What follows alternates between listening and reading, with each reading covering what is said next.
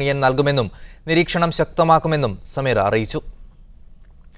ഖത്തറിലെ ടാക്സി സർവീസുകൾ പൂർണ്ണമായും സ്വകാര്യവൽക്കരിക്കാൻ സാധ്യത. പൊതുഗതാഗത കമ്പനിയായ മുവസ്സലാത്ത് ടാക്സി സർവീസുകളിൽ നിന്ന് പിന്മാറുന്നതായുള്ള സൂചന ഖത്തർ ഗതാഗത മന്ത്രി ജാസിം സെയ്ഫ് അഹമ്മദ് അൽ സുലൈത്തിയാണ് നൽകിയത്. 2017 രാജ്യത്തെ ടാക്സി സേവനങ്ങൾ 6 സ്വകാര്യ കമ്പനികളെ ഏൽപ്പിക്കാൻ ഉദ്ദേശിക്കുന്നതായി ഷൂറ കൗൺസിൽ യോഗത്തിലാണ് അദ്ദേഹം അറിയിച്ചത്.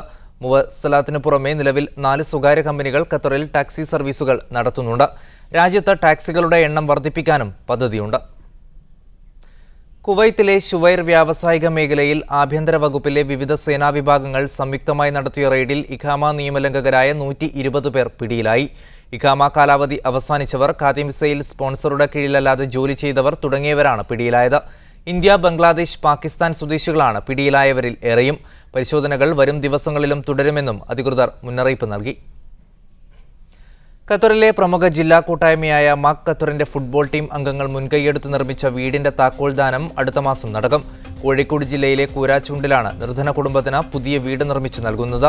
ഇതുകൂടാതെ മാക് ഗൃഹം പദ്ധതിയുടെ ഭാഗമായി 10ഓളം വീടുകളുടെ പണി പൂർത്തിയായി വരുന്നതായി ഭാരവാഹികൾ അറിയിച്ചു. കുവൈറ്റ് സന്ദർശനത്തിനെത്തിയ Syro Malabar major archbishop Mar George ആലഞ്ചേരിക്ക് Syro Malabar cultural association Kuwait സ്വീകരണം നൽകി. സാൽമിയയിലെ സൊമാറോഡോ ഹാളിൽ നടന്ന പരിപാടിയിൽ Indian embassy deputy chief of mission സുബാരിസ് ഗോൾഡാർ, Kuwait bishop Camillo Ballin, Vatican nuncio archbishop Peter Rajic, വികാരി ജനറൽ മാത്യൂസ് കുന്നേൽപുരയിടം തുടങ്ങിയവർ സംബന്ധിച്ചു. കുവൈത്തിലെ സാമൂഹിക സാംസ്കാരിക രംഗത്തെ പ്രമുഖരും വിശ്വാസികളുമടക്കം നൂറുകണക്കിന് ആളുകൾ പരിപാടിയിൽ പങ്കെടുത്തു.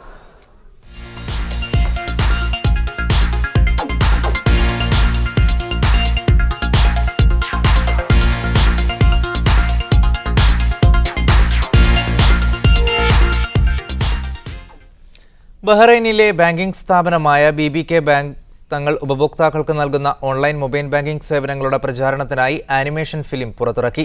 രാജ്യത്തെ മിക്ക ബാങ്കുകളും കൂടുതൽ സൗകര്യങ്ങൾ ഉൾപ്പെടുത്തി ഓൺലൈൻ മൊബൈൽ ബാങ്കിംഗ് സേവനങ്ങൾ ഈയിടെ മെച്ചപ്പെടുത്തിയിരുന്നു. രാജ്യത്തെ മിക്ക ബാങ്കുകളും ഈ രംഗത്ത് മികച്ച സേവനമാണ് നൽകുന്നത്. സാങ്കേതിക രംഗത്തെ പുരോഗതിയും മികവും ഉപയോഗപ്പെടുത്തിയാണ് ബാങ്കിംഗ് രംഗത്തെ ആധുനിക സങ്കേതങ്ങൾ ഉപഭോക്താക്കൾക്ക് ലഭ്യമാക്കുന്നത്.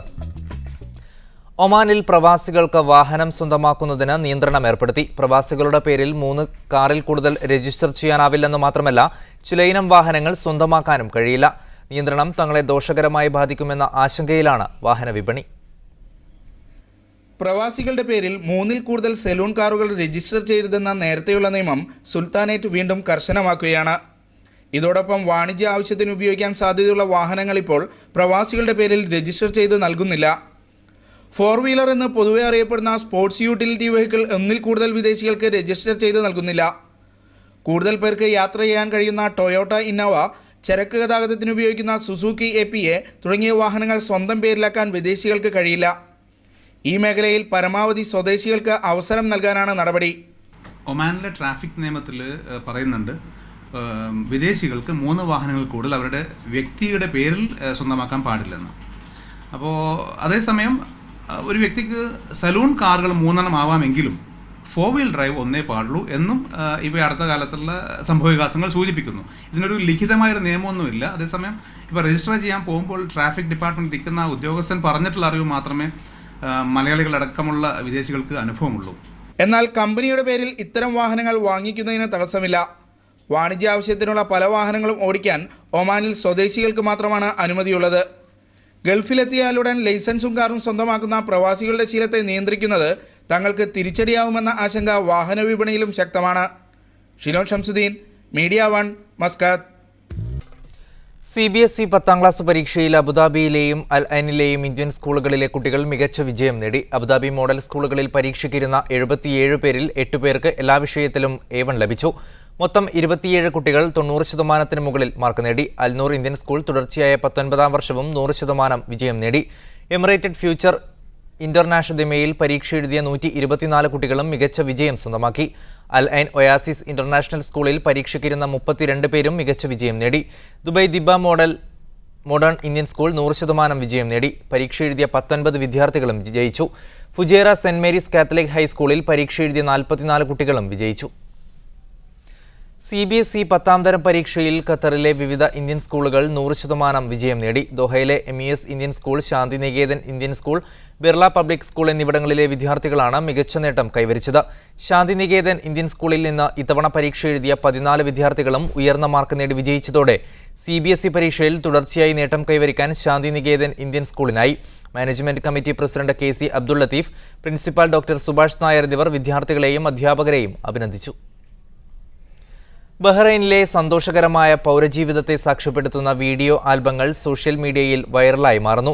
ഫാരൽ വില്യംസിന്റെ പ്രസിദ്ധമായ ഗാനത്തിന് സദൃശ്യമായ രീതിയിലാണ് ഹാപ്പി ഇൻ ബഹ്റൈൻ എന്ന പേരിലുള്ള വീഡിയോ ആൽബങ്ങൾ പുറത്തിറങ്ങുന്നത്. രാജ്യത്തെ വിദേശികളും സ്വദേശികളുമടക്കമുള്ള പൗരസമൂഹത്തിന്റെ സന്തോഷകരമായ ദൈനംദിന ജീവിതത്തെയാണ് ഈ ആൽബങ്ങൾ പ്രേക്ഷകരുടെ മുന്നിൽ അവതരിപ്പിക്കാൻ ശ്രമിക്കുന്നത്. സംഘർഷങ്ങളുണ്ടെങ്കിലും രാജ്യത്തെ ജനജീവിതത്തിന് തകരാറുകളൊന്നും സൃഷ്ടിക്കുന്നില്ലെന്ന സൂചനകളും ഈ ദൃശ്യാവിഷ്കാരങ്ങൾ നൽകുന്നു.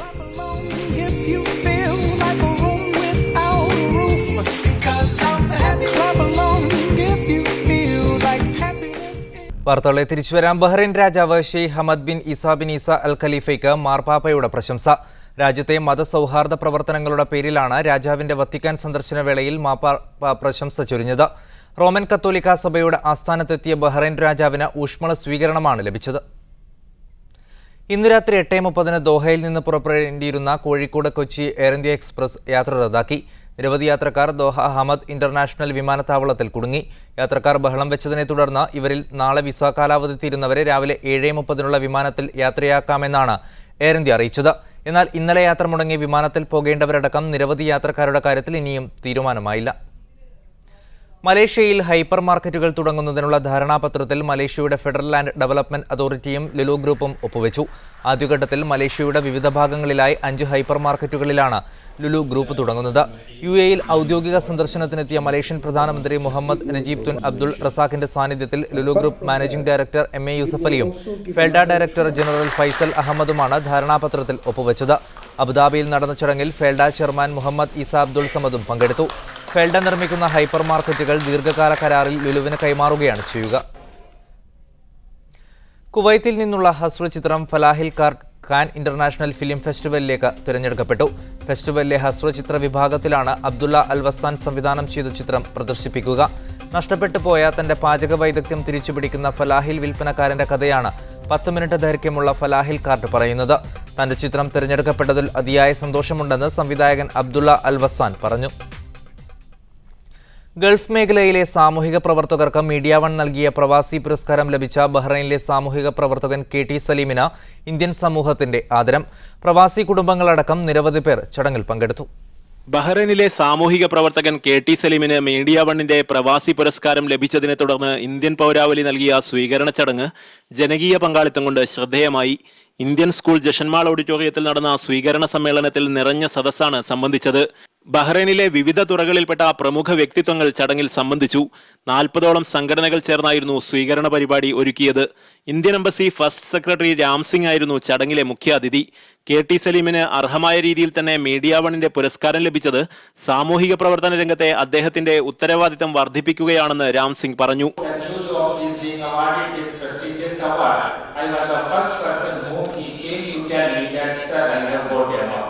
ജ്യോതി മേനോൻ ചടങ്ങിൽ അധ്യക്ഷനായിരുന്നു. വിവിധ സംഘടനാ പ്രതിനിധികൾ KT സലീമിന് ഉപഹാരങ്ങൾ കൈമാറുകയും പൊന്നാടയണിയിക്കുകയും ചെയ്തു. റഫീഖ് അബ്ദുള്ള സ്വാഗതം പറഞ്ഞ ചടങ്ങിൽ Indian school chairman Abraham John, doctor PV Cherian, Bhagwan Asarpota, father Ranji Varghese Mallappally, SV Jaleel, Sayyid Ramadan Nadvi തുടങ്ങി നിരവധി പ്രമുഖർ ആശംസകൾ നേർന്നു.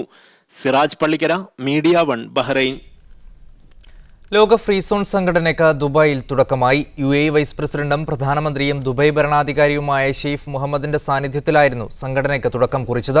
ലോകത്തുടനീളമുള്ള ഫ്രീ സോണുകളുടെ സമന്വയ കേന്ദ്രം കൂടിയായിരിക്കും അത്. വിവിധ രാജ്യങ്ങളിലായി 3500 ഫ്രീ സോണുകളാണ് ഉള്ളത്. നൂറുകണക്കിന് ഉദ്യോഗസ്ഥരും ഫ്രീ സോൺ പ്രതിനിധികളും ചടങ്ങിൽ പങ്കെടുത്തു. മോഷ്ടിച്ച പാസ്പോർട്ട് ഉപയോഗിച്ച് സാമ്പത്തിക കുറ്റകൃത്യങ്ങൾ നടത്തിവരികയായിരുന്ന 2 നൈജീരിയൻ സ്വദേശികളെ ഷാർജ പോലീസ് പിടികൂടി. മോഷ്ടിച്ച പാസ്പോർട്ട് ഉപയോഗിച്ച് ഷാർജയിലെ പണമിടപാട് സ്ഥാപനത്തിൽ നിന്ന് പണം പിൻവലിക്കുന്നതിനിടയിലായിരുന്നു അറസ്റ്റ്. പ്രതികളെ പബ്ലിക് പ്രോസിക്യൂഷന് കൈമാറി. ഷാർജ ദൈദ് റോഡിലെ വികസന പ്രവർത്തനങ്ങളെല്ലാം പൂർത്തിയായി. 20 ദശലക്ഷം ദിർഹം ചെലവാക്കി ഷാർജ ഗതാഗത വിഭാഗമാണ് ഇതിന്റെ നിർമ്മാണം നടത്തിയത്. എമിറേറ്റ്സ് റോഡുമായി ചേരുന്ന പാലം വരെയാണ് വികസനം നടന്നത്. ചരക്ക് വാഹനങ്ങൾക്ക് ഇനി മുതൽ പോകാനും വരാനും 2 വരിപ്പാതകൾ ഉപയോഗിക്കാം. നാളികേരത്തിന്റെ നാടെന്ന് കേരളത്തെയാണ് വിശേഷിപ്പിക്കുന്നതെങ്കിലും മരുഭൂമിയിലും തെങ്ങിൻ തൈ വളരുകയാണ്. നാളികേരത്തിന്റെ നാട്ടുകാരാണ് ഇത് വളർത്തുന്നത്. ഫുജൈറയിലെ ദുബൈയിൽ 100 കണക്കിന് തെങ്ങിൻ തൈകൾ മുളപ്പിച്ചു വിൽക്കുന്ന ഒരു തോട്ടവുമുണ്ട്. അതിന്റെ വിശേഷങ്ങളിലേക്ക്. കേരളത്തിലെ ഏതെങ്കിലും തെങ്ങിൻ തോപ്പാണെന്ന് ധരിച്ചെങ്കിൽ തെറ്റി. ഫുജൈറയിലെ ദിബയിൽ നനവില്ലാത്ത മരുഭൂമിയിൽ വിളയിച്ചെടുത്ത ഒരു തോപ്പാണിത്. സമൃദ്ധമായ തെങ്ങോലകൾ കാറ്റിലാടുന്നത് കാണാൻ തന്നെ നല്ല ചന്തം. ഒമാനിലെ സലാലയിൽ തെങ്ങിൻ തോപ്പുകൾ ധാരാളമുണ്ടെങ്കിലും പൊതുവെ ഗൾഫ് രാജ്യങ്ങളിൽ തെങ്ങ് അത്ര പരിചിതമല്ല, പ്രത്യേകിച്ച് UAE-യിൽ. 10 വർഷം പ്രായമെത്തിയ തെങ്ങിൻ തൈകൾ മുതൽ മുളപ്പിക്കാൻ വെച്ച വിത്ത് വരെയുണ്ട് ഇവിടെ. ഇതിനും ആവശ്യക്കാരുണ്ടെന്നതാണ് കൗതുകകരം. അതും തെങ്ങ് കൃഷി പരിചയിക്കാത്ത അറബ് പൗരന്മാർ. 1500 ദിർഹം വരെ ഒരു തെങ്ങിൻ തൈക്ക് നൽകാൻ ഇവർ തയ്യാറാണ്. കൃഷി തൽപരനായ ഒരു ഷാർജ പൗരന്റെ തോട്ടമാണിത്. പക്ഷെ നോക്കി നടത്തുന്നതും പരിചരിക്കുന്നതും നാളികേരത്തിന്റെ നാട്ടിൽ നിന്ന് വന്നവർ തന്നെ. അറബികൾ വന്ന് കണ്ടിട്ട് അവർക്ക് ഇഷ്ടപ്പെട്ട തെങ്ങിൻ തൈകൾ അങ്ങനെ വില പറഞ്ഞ് വാങ്ങിക്കൊണ്ട് പോകാറാണ് പതിവ്. നല്ല പണിക്കാരാണ്, പണിയെടുത്ത് നല്ല രീതിയിൽ സംരക്ഷിക്കുന്നുകൊണ്ടാണ് ഇത്രയും ഇതായി വരുന്നത്. ആഴ്ചയിൽ 50ഓളം തെങ്ങിൻ തൈകൾ ഇവിടെ നിന്ന് വിറ്റുപോകുന്നുണ്ട്.